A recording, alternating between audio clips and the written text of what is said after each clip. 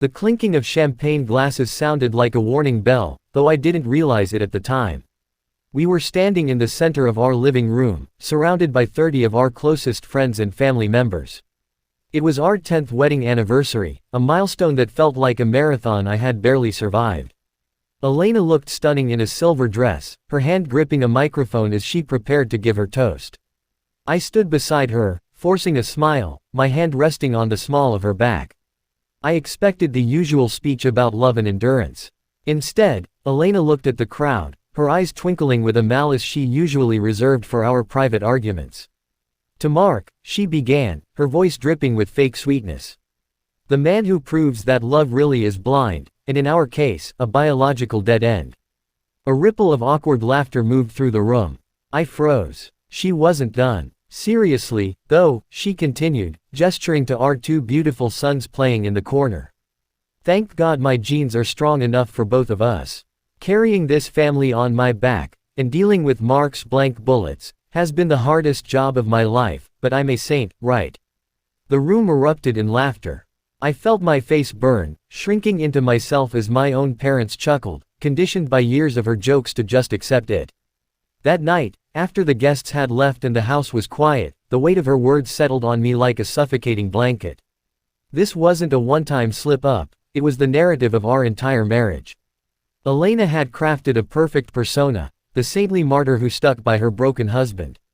She never let me forget that I was the defective one.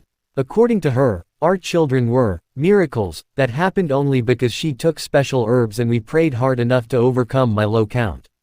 In the kitchen, she was counting the cash gifts from the party. We should use this for a trip, she said, not asking but telling. I need a break. Being a mother to 2 kids and a wife to a man who can't give me more is exhausting. I looked at her, feeling that familiar pang of guilt. I'm sorry, Elena, I mumbled. I know it's hard. She scoffed, tucking a stray hair behind her ear. Sorry doesn't buy designer bags, Mark. You're lucky I didn't leave you 10 years ago when we found out you were useless. You owe me everything. She used my infertility as a weapon to control our finances, demanding a lavish lifestyle as compensation for her suffering. The next morning, I was outside washing the driveway when Gavin jogged over. Gavin was our neighbor, my so-called best friend, and the man Elena constantly used as a measuring stick for my failures. He was tall, muscular, and exuded the kind of effortless machismo I lacked. Great party last night, buddy. He shouted, slapping me on the back hard enough to sting. He was wearing a tight workout shirt, sweating from a morning run. Elena came out onto the porch, holding a cup of coffee. Her entire demeanor changed the moment she saw him. She straightened up, flashing a smile that was brighter than anything she'd given me in years. Gavin, you're up early, she chirped. Mark was just complaining about his back hurting from standing too long last night. If only he had your stamina. Gavin laughed, a deep, booming sound. Mark's a delicate flower, we know that, he teased, winking at me. I forced a weak laugh, hating the dynamic. It was always like this, me as the punchline, Gavin as the golden standard. Why can't you be more like him? She would whisper to me later. He's a real man. A week later, my world shifted on its axis, though not in the way I expected. I was driving home from a site inspection when a truck ran a red light and clipped the side of my sedan. It wasn't a major crash, but the impact slammed my hip against the center console and the seatbelt dug violently into my abdomen. I was rushed to the hospital for scans to check for internal bleeding or organ damage. I woke up in a hospital bed, groggy from pain medication. Elena hadn't arrived yet. She said she was finishing up yoga before coming over. A urologist walked in, holding a clipboard and looking perplexed. He checked my chart, then looked at me, then back at the chart. Mr. Thompson, I'm glad to see you're awake. The good news is, there's no internal bleeding from the accident, he said. I let out a sigh of relief. But, he continued, tapping the digital scan on his tablet, while we were checking your lower abdomen and pelvic region for trauma, we noticed a significant anomaly in your anatomy. It's unrelated to the crash, but it's something we need to discuss immediately. His tone was serious, bordering on confused. I tried to sit up, wincing as my bruised ribs protested. Anomaly. What do you mean? Is it cancer? My mind immediately went to the worst-case scenario. The doctor shook his head. No, nothing like that. It's about your reproductive anatomy. Mark, do you recall ever having a vasectomy? I frowned. No, never. My wife and I have 2 kids. We had some trouble conceiving, but we managed naturally. I just had a low count. The doctor's frown deepened. He pulled up an image on the screen that looked like gray static to me. Mark, according to these scans, you have a condition called congenital bilateral absence of the vas deferens, or CBAVD. Essentially, the tubes that carry sperm from the testicles were never developed. You were born without them. He looked me dead in the eye, his voice gentle but firm. It is physically impossible for you to have fathered children naturally. Men with this condition have 0 sperm count in their ejaculate. Absolutely 0. The room went silent. The hum of the air conditioner sounded like a roar. That's impossible, I whispered. I have 2 sons. There must be a mistake, I insisted, my voice rising in panic. My wife, she took herbs. We tracked cycles. It was a miracle, but it happened. Maybe I healed. The doctor looked at me with pity. He sat on the edge of the bed. Mark, you can't heal from a missing body part. It's like being born without a kidney, it doesn't just grow back because you took supplements. Without surgical extraction of sperm and high-tech IVF, which you said you didn't do, conception is not possible. My brain was trying to reject the information, but the doctor's certainty was a brick wall. I am telling you this as a medical professional, he said. You are sterile. You have been since birth. I felt like the floor had opened up beneath the hospital bed. If I was sterile, if I had 0 chance of getting Elena pregnant, then who did? The timeline of our miracle pregnancies flashed through my mind. Elena's sudden joy after months of crying. Her refusal to let me come to the early prenatal appointments because she wanted to surprise me. The world fractured into sharp, jagged pieces. I was discharged 2 days later. Elena picked me up, complaining about how much the hospital parking cost and how inconvenient this accident was for her schedule. I barely heard her. I sat in the passenger seat, staring out the window, my mind racing at 100 miles an hour. When we got home, the boys ran to the door. Daddy, the youngest shouted. For the first time ever, I didn't just see my sons. I really looked at them.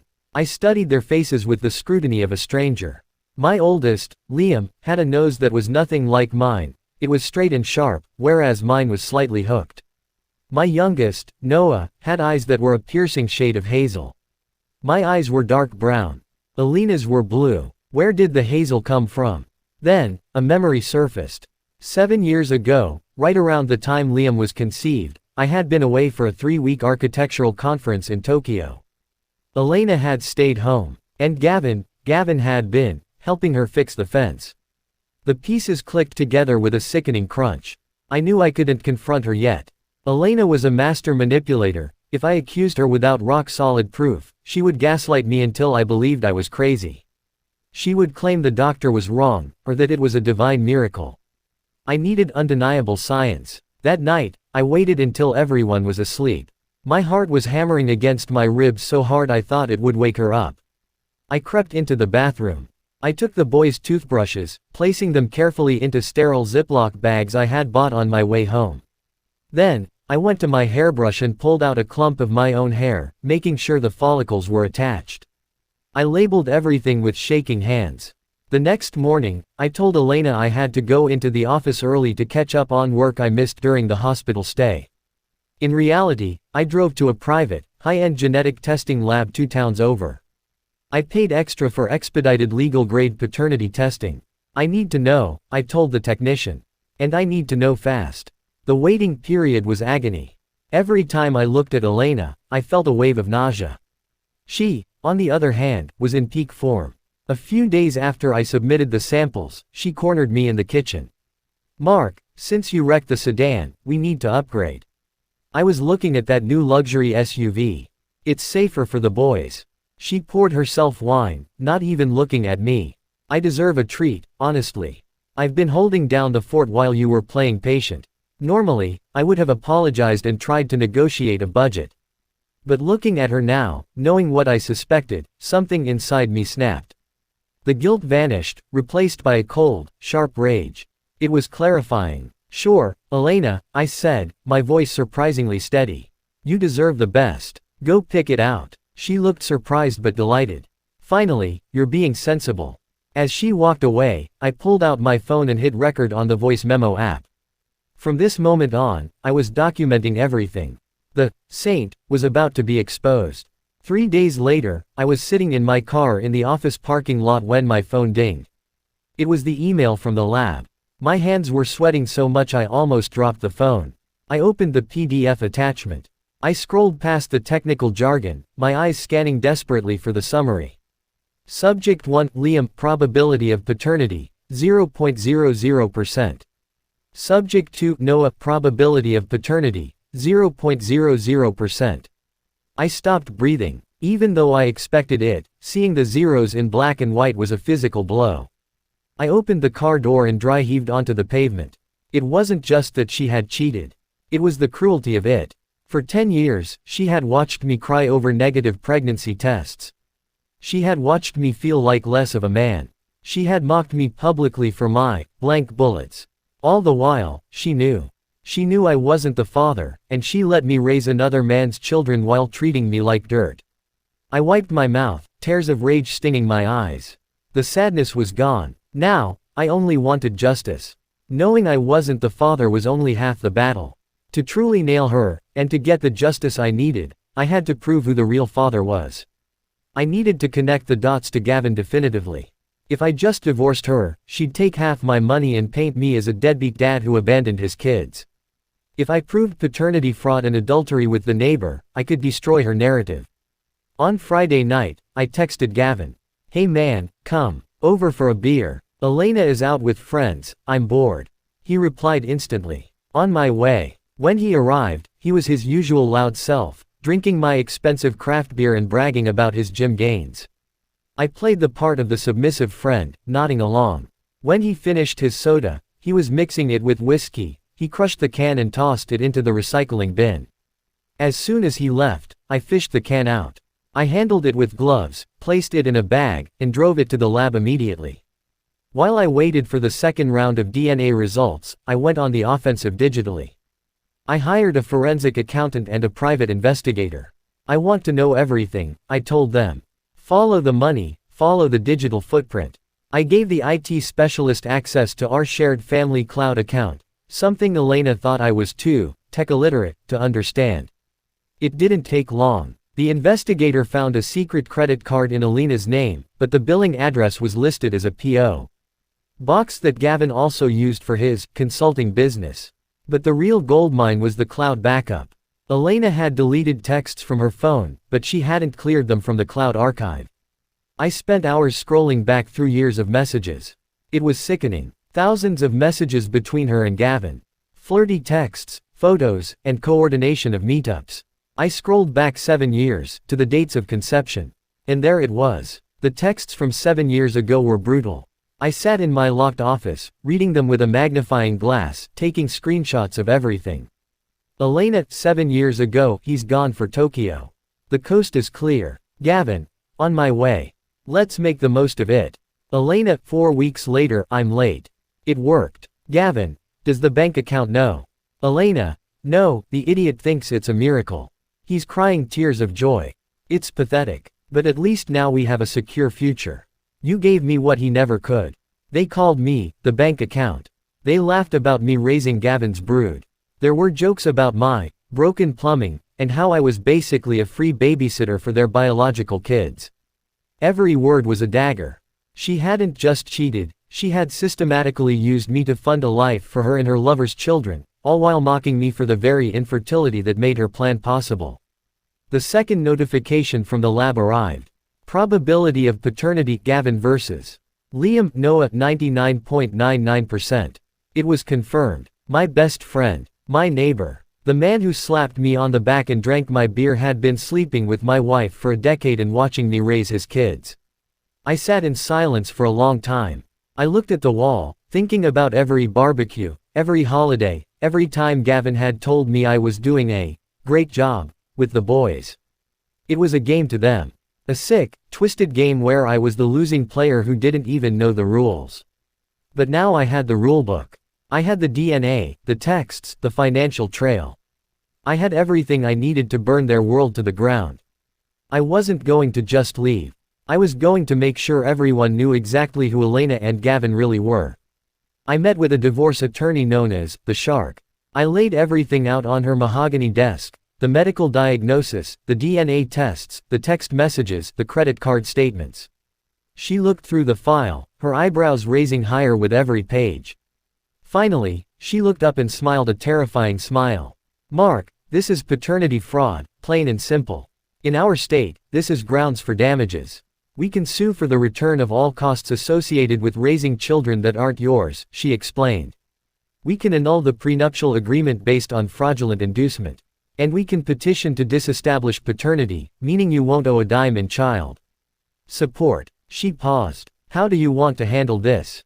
Quietly. I shook my head. "No. She humiliated me publicly for 10 years. She brought me down in front of everyone we know. I want to return the favor." The lawyer nodded. "Scorched earth it is." 2 days later, Elena came to me with a clipboard. "So, for the family appreciation party," she said. She wanted to throw a massive bash to renew our vows and celebrate our family. It was just another excuse for her to be the center of attention and spend my money. "I want catering, a DJ, the works. It'll cost about 15 grand. I looked at her, fighting the urge to vomit. I forced a smile. "Let's do it," I said warmly. "In fact, let's make it bigger. Invite everyone. Gavin, the neighbors, your whole family, my whole family. I want everyone there." She clapped her hands. "Really? You're finally stepping up." I nodded. "Yes. I have a special surprise announcement I want to make. A tribute to you and the miracle of our family." She beamed, her vanity blinding her to the danger. "Oh, Mark, that's sweet. Make sure it's good." The week leading up to the party was the longest of my life. I was eerily calm, moving through the house like a ghost. While Elena was busy meeting with florists and trying on dresses, I was executing the legal strategy. I transferred exactly half of our joint savings, my legal right before filing, into a secure trust that she couldn't touch. I went to my office and changed the locks. I moved my most important documents and heirlooms to a storage unit. I spoke to the landlord of our house. Technically, the house was owned by an LLC managed by my brother, a safeguard my father had insisted on years ago.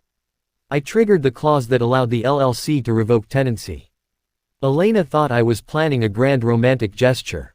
She had no idea I was systematically dismantling the roof over her head. The night of the party arrived. The house was packed. Champagne flowed, music played, and the air was thick with expensive perfume. Gavin was there, wearing a suit that was a little too tight, holding court near the bar. He slapped me on the shoulder when I walked by. "Big night, Mark. Elena tells me you've got a surprise."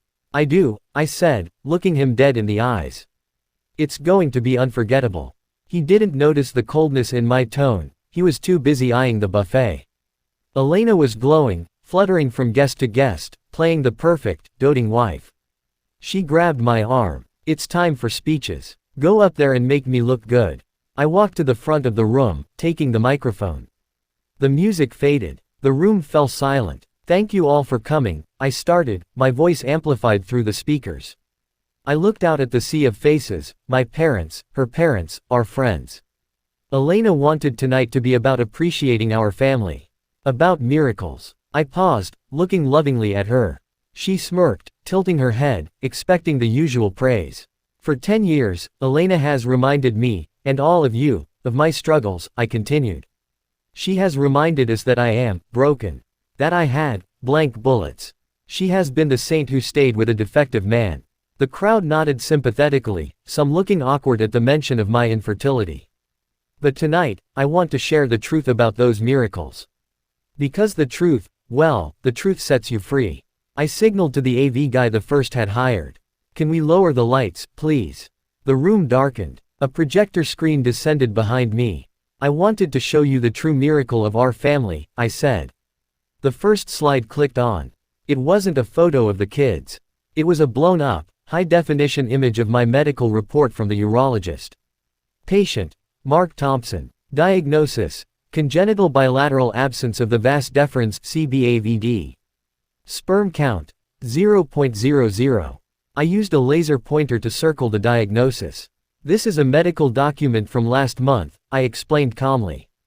It proves that I was born without the anatomy to conceive children. I have been sterile since birth. It is physically impossible for me to be a father. The room went dead silent. You could hear a pin drop. Confusion rippled through the crowd.